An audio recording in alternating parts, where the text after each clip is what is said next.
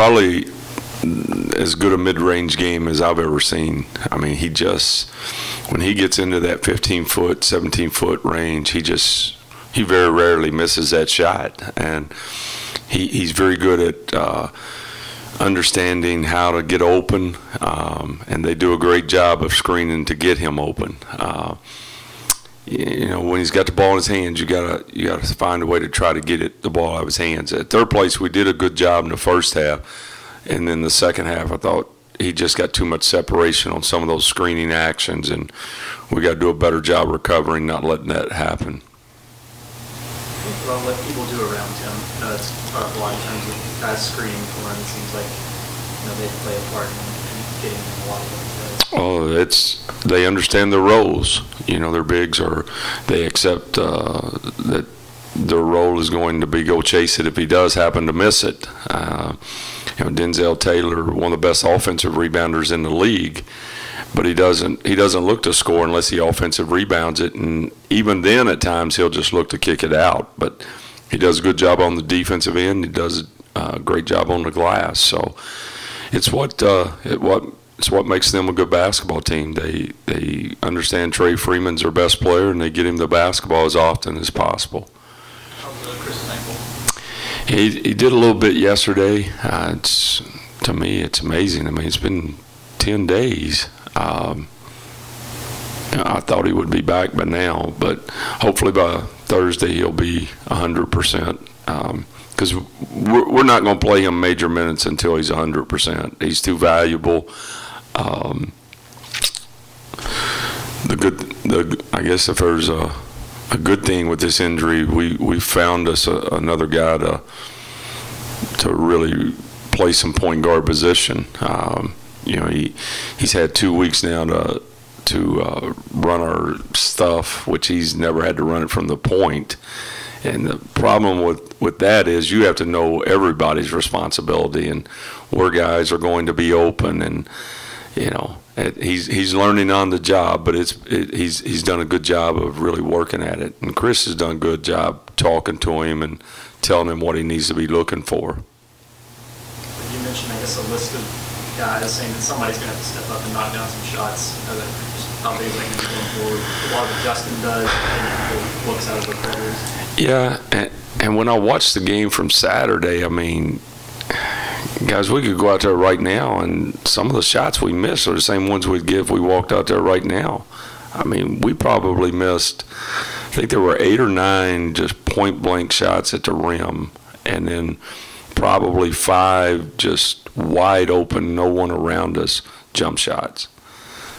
You're going to miss shots. I mean, you just are. It's part of the game. I haven't seen anyone shoot 100%, but those are the shots that we need to make, and they're momentum changers. You get on a roll and you make one of those, and all of a sudden you're extending a lead, and that's going down the stretch. We have to do it. It's the same thing at the free throw line.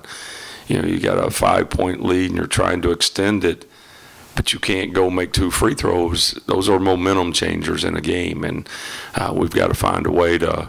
I think the last 5 games we've got 4 guys that are free throw percentage has gone up. It's 3 of our bigs and Aaron, and everybody else is kind of taking a dip. So we need everyone to step up, and if we can free throw percentages go up, I think we'll be okay.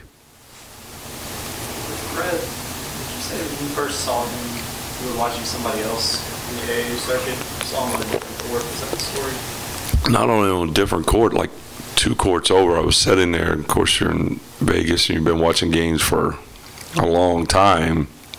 The game I was watching wasn't a particularly good one, and I just see a kid on the court over. I was like, who is that?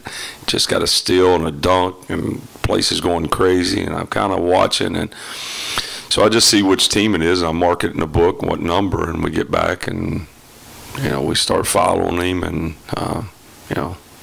fortunately, it's been a long process to get him here, but it's been well worth the wait. That's a long journey there. In ways he's different when you started recruiting him, and he thinks he's kind of carried the whole way. You know, the thing with Fred, I just think he's starting to really mature. You know, I watch him in practice. He's very coachable. He goes hard. He's really starting to grasp and understand what we want from him. You know, early, you know, I thought in practice, he'd dominate the ball just so much. And there's a fine line. You can't dominate the ball the entire possession. The ball's got to move and understand when to attack. He's doing a much better job with that.